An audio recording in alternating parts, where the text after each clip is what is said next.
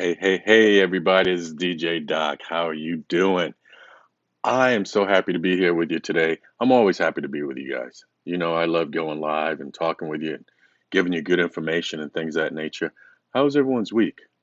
This seemed like a really long week. I've been at work and it's like, oh my goodness, when is it ending? I hope everyone had a good week, and I want to make sure everyone still remembers. Right now, my understanding is as far as the vaccines, okay, they have lowered the age now. They're looking at 65 and older, where they're going on and giving you the vaccine as long as you have some underlying illnesses. So remember to just stand by. They're going to contact you and everything else. You know, I work at Sharp. I'm a nurse with Sharp, and Sharp is making it to where they're sending you emails and letting you know when you're going to be able to come in, where you need to go, and everything else. And you can also contact the county. Next week, I'm going to have numbers up for you in case you need to do that. All right. And you know, I always get on here and I talk to you about things that need to happen as far as with the vaccines and us taking care of ourselves and whatnot. Want to make sure that you're wearing your masks. All right. Make sure you're wearing your mask, wear your mask, wear your mask. Just because you get vaccinated does not mean that you can go all willy nilly. All right. No willy nilly right now. Besides wearing your mask, make sure that you're remembering to wash your hands for 20 seconds with soap and water. If you can't do that, hand sanitizer will suffice. All right. Make sure you're doing that. And lastly, once again, we want to make sure to remember to social distance. Okay. Social distance is 6 feet or more. Remember to continue doing that. All right. Want to make sure that you're doing the right things and we are working together to beat COVID. So, right now, I'm happy about the fact that I have a young lady that's going to be coming on today, and I've known her for quite a while now. Okay. Once you see her photo, you're going to know who I'm talking about. And this young lady, most of you know, I'm sure. Okay. Her name is Sheri Jones. So, Sheri became a real estate agent 8 years ago. And it was by a simple question that she did that. Do you want to get your real estate license? And she said, sure. Okay. Within 4 years, she started her own real estate brokerage. 4 years. SAC Realty, which is named after her and her three daughters. I got to ask her about that. Amaya, Kiera, and Kayla. All right. Now, with her college degree, she has a BS in business administration, finance, real estate, and business law from Cal State Long Beach. This woman is smart. Okay. All right. And her background is in accounting. So she's all about the money. She knows how to count the money and do what needs to be done with the money. All right. Now, Sharia set out to educate her community on creating generational wealth through home ownership. That is really, really important. We're going to talk about that tonight. Sharia is also really heavy into the community and strives to give back by creating a nonprofit organization, which is called Black San Diego. I know most of you out there have heard about it. You know about it, okay? She and a childhood friend set out to make community a better place, and they most certainly have done that. Now, Sharia is married, and this is the thing that I give a thumbs up about, okay? She's married to a wonderful Marine. Ooh, rah. You know I'm going to say that. You know I love my Marines. I was with them through thick and thin.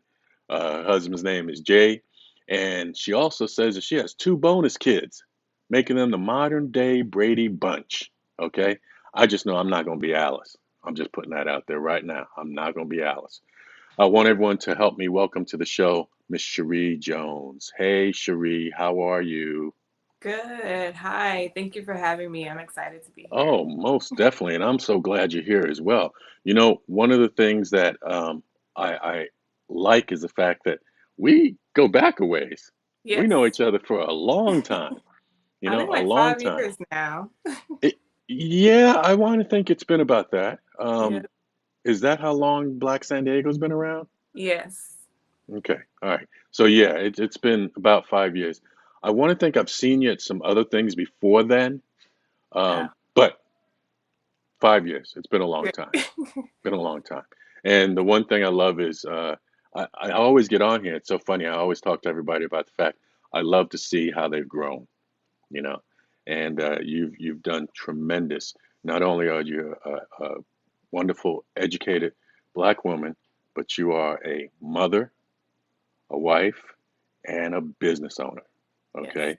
Um, Jay, you got a good one there. Okay. She's triple threat, quadruple threat, whatever. All right. Um, I've met Jay. He's a good guy. He's a good guy. Yes. So, the one thing we're going to talk about tonight is the fact we're going to talk about SAC Realty. Most Yes. people know you with Black San Diego. Okay. But our goal tonight is to talk to you about real estate.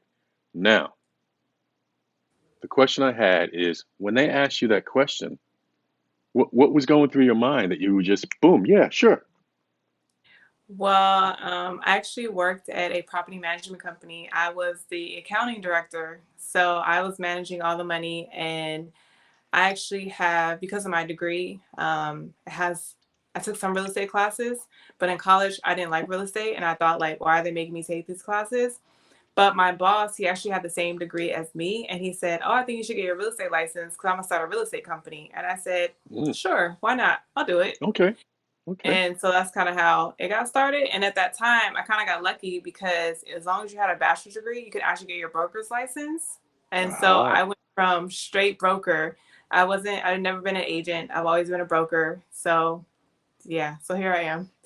fantastic. Now, what I want you to do is because a lot of people don't know all of the lingo, okay? Right. I want you to tell us the difference between a real estate agent and a broker. So it's kind of like levels. So Hmm. broker and there's an agent. So an agent actually has to work for a broker. A broker can have their own company, and I don't have to work for anybody. It means that I get to keep all my money. So Ma'am, say that again. Say that again. it means I get to keep all my money. It means I am the boss. So yeah, that's And how you it know, works. that's fantastic because we always get on here and one of the things we love to do, just like with you, is we bring businesses on so that they can talk about working for themselves. You know, that's where we want people to be at. Okay, so now I want you to tell us where is your brokerage located? So it's actually located in Southeast San Diego. So I actually have my office in the Black San Diego office. So I kind of use it the same way. But I mean, I mostly work from home anyways. And I actually service, well, I won't say I, but we service all the way down to Chula Vista and all the way up to Menifee. Okay, all right. That's a big, that's a lot of territory. Yeah, it is. Hey. That's all right. Shoot, nothing wrong with that. Nothing wrong with No, that. Now you do everything from small units to large houses, correct? correct. Tell us We do. some of the tell us some of the sales and things that people were looking for or have been looking for. So I do a little bit of single family homes, I do townhomes, I do condos, and I do multifamily units as well. So anything that's 4 units and below, that's what my company handles, and we handle the buy side and the sell side as well. Okay. Now, a question I've got for you, because a lot of times I know that people are listening and they're tuned in because they want to know and learn a little bit about um, real estate and so forth. What is better to get? Is it based on the person, or when you start looking at investing and so forth? Give us some tips on what's best to get. So it really just depends on like your approach, to be honest. Hmm. Um, so there's a lot of different ways. So you can do house hack, which we call a house hack, and that is when you buy a multifamily unit. You live in one unit and you rent out the rest.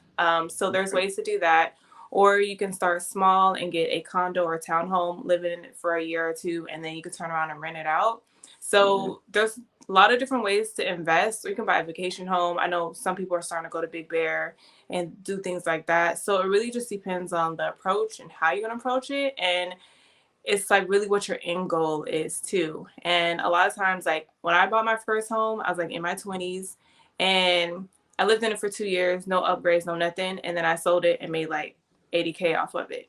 And then you take that and you kind of roll it into something else. And now here I am in my next house, and we have like so much equity that we can like take it out, go buy, we can leverage it and go buy more property, which is something that my mom did actually when before I even got into real estate. She had a home, leveraged it, and bought her second home.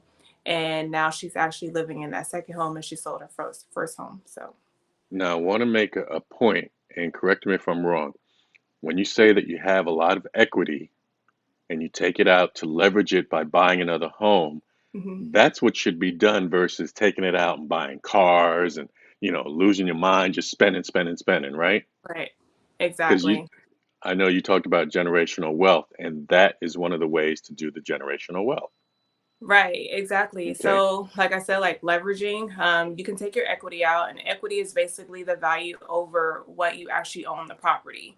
So, you can take that out. Of course, now you have a loan for that amount, but you can take that and go buy a bigger house or go buy rental properties or really just anything. You can buy your second Hmm. home. So, like when I tell my clients they want that big mansion or that big dream home at first, and I'm like, no, you can baby steps. If you see somebody that has the big house, most likely that's like their fifth or sixth home. And if you start off with a condo and then live in it for a year or two, gain the equity, take that money, roll it into the next house, and then roll it to the next house. I actually had a client like that last year. She actually started years ago when she was in her early 20s, bought a condo, and then she lived in it for a couple years, then bought a townhome, lived in it for a few years, and then she sold it, made like 100K, and then she rolled it into a single family home. And so then next thing you know, she'll live in that for a few years and then she can roll it over to the big mansion in the sky. And that's just basically how it works. Right, right. And I wish that we had thought about that. Now you've been to the home that we had. You've been to a couple of our Christmas parties. Right. Now that home was 3,200 square feet. Okay. Okay. That was our first home. Okay. And after about 4 years, we decided it was good to sell and everything else. So we sold the home. Okay. And because we wanted to move up to Temecula. Okay. Up there, a little bit more house Right. for a little less money. Right. But we're in that mindset of mansion. We've been we've been looking at some really, I'm talking 5,000 plus square feet, Right. and it's basically because of our businesses and everything, and we like to entertain.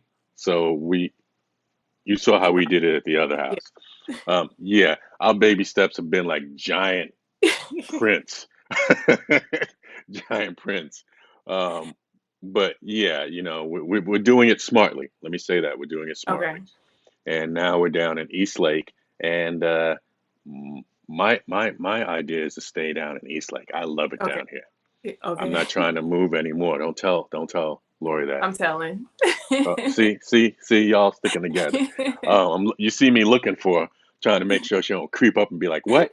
Um, but yeah, taking leverage and everything else and so forth. So one of the questions I have, because a lot of people right now are going through it, let me ask you, how have you guys been doing with this pandemic? So actually, since the pandemic, this is the best year that we've had. I can Hmm. honestly say that. It has changed the way that we do business. However, just because before we used to be able to do an open house, you could actually just pop up and go see houses at no problem. But now Right. we actually have everything is scheduled by appointment just to limit exposure. We also have a form called PED, which is like a COVID entry form. So everybody that enters into a home actually has to have this form on file to say that, hey, you know the risk of entering into a home, and so it's just like that. But then not only that, their interest rates are so good right now. They're as low as 2.25%. So Ooh, everybody's trying to buy. okay. So with that being said, and nobody's selling. So sometimes we're seeing 20 to 30 offers on one house. And sometimes they're anywhere from 20K to 100K over asking. Oh, wow. So the market's really tough right now. So if you did want to sell, you definitely could get top value or even over value. But to be honest, and I tell my clients this who are thinking about selling, like, where are you going to move to? Because Right, the market is so tough. So I do right. have that honest conversation. So the market's crazy. It's super crazy. I've seen things that I've never seen before in the last 8 years of doing business. But I Hmm. can honestly say that I have so many buyers. We're busy. I had a listing in Menifee recently, and we had over 20 showings in 48 hours. Oh, wow. And we had over 8 offers that came in within Okay, 24 hours. So, okay. Now, one of the things I know, I listen to a lot of podcasts, And one of the things I heard them talking about is where the homes are right now. And I guess what they were looking at is cities versus suburbs. A lot of people are trying to get away from the city Right. because they feel, there's too many people, COVID, I got to move. Are you seeing that trend as well?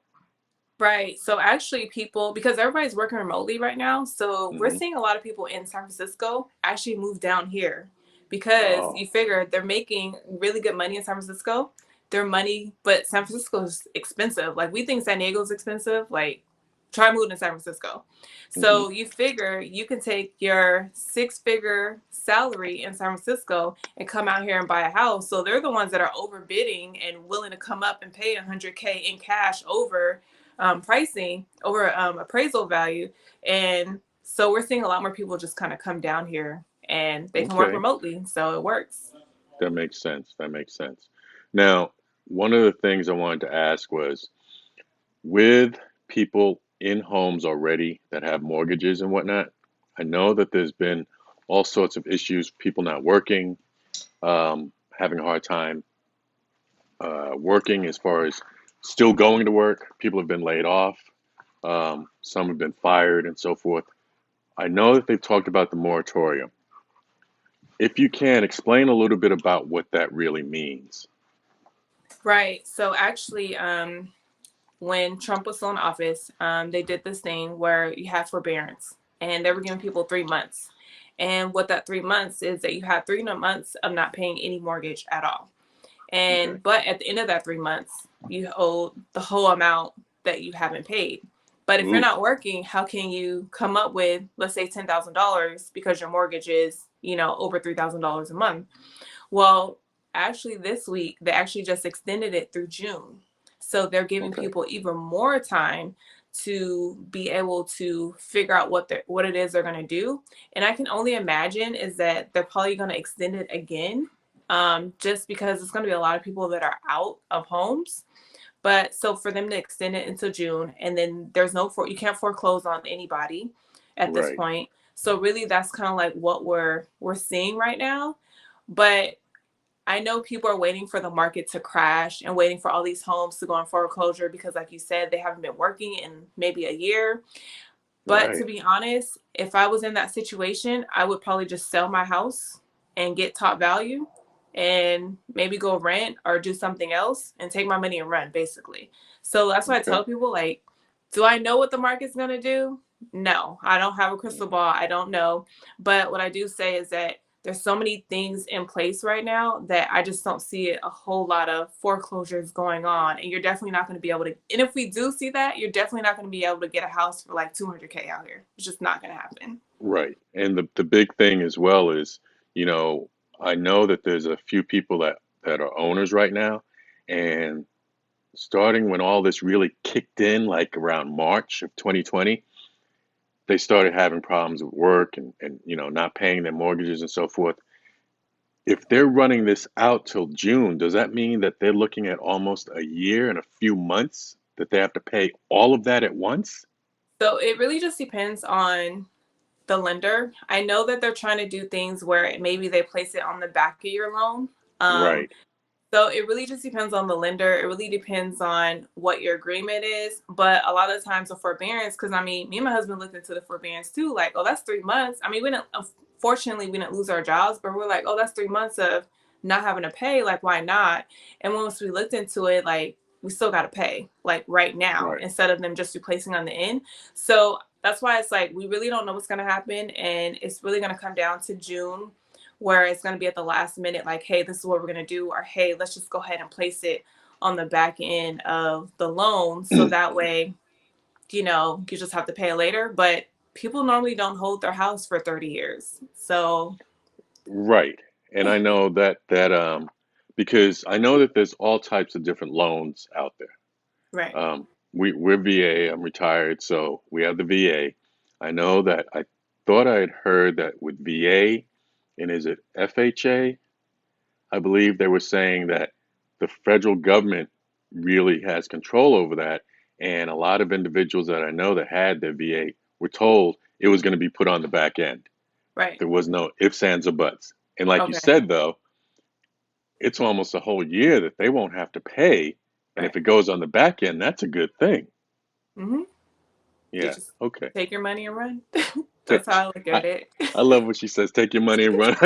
I can just see people, pew. But yeah, for the most part, people are still going to be living in their homes and things of that nature.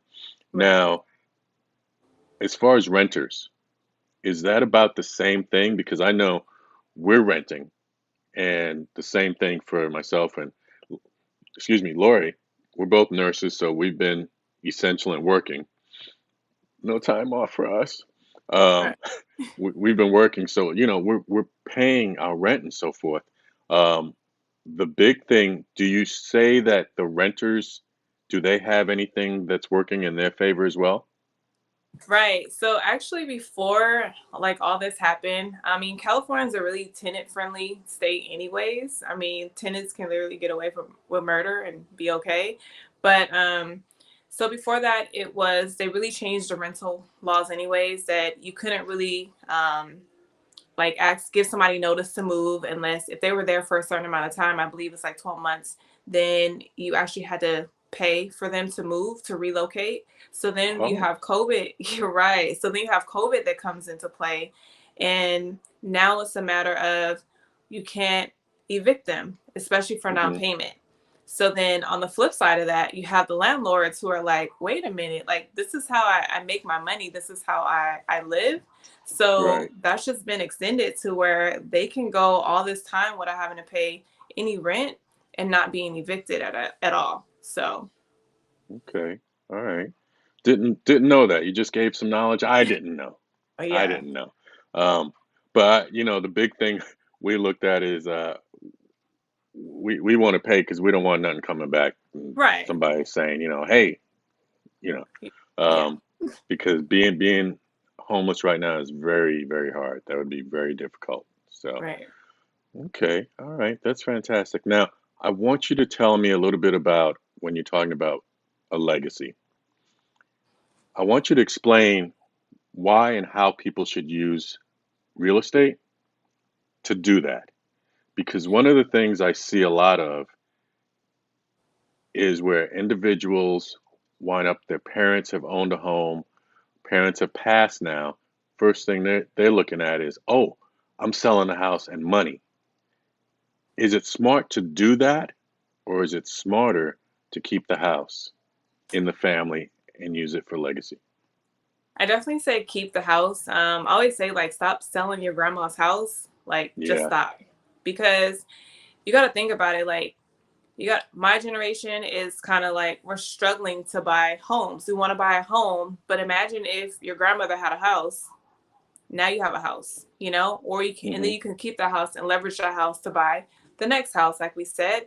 So when we start talking about like legacy, I more so look at it like I don't want my kids to have to go through the things that I did to own a home, because it is a lot, like, yeah, I bought my first home when I was in my 20s, but that was still a struggle.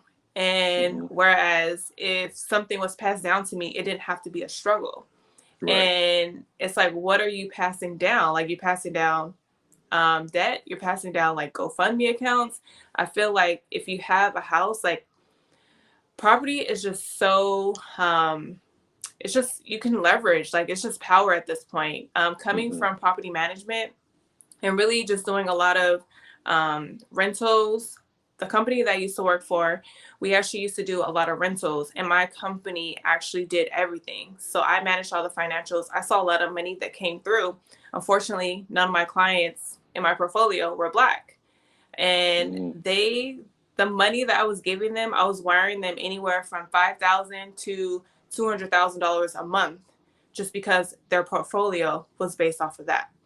And Okay. so I just look at it like if my parents or just my family has something like this, like that would just give me that ledge up to get to the next level.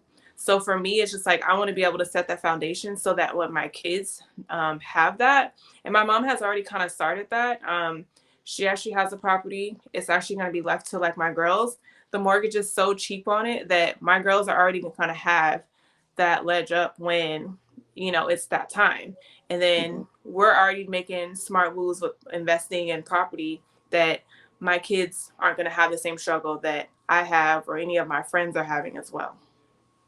Well, the one thing I need you to do is tell mom that I'll stay at the house, if it's that cheap and so forth. The girls don't have to worry. I'll pay for that. But no, that's fantastic. And what I love is you're looking at three generations um, of young women that are doing that. Mom, you, and then the girls. So Right. fantastic. And I know that you are drilling this into their heads that no matter what, all these properties, no, you're not selling them.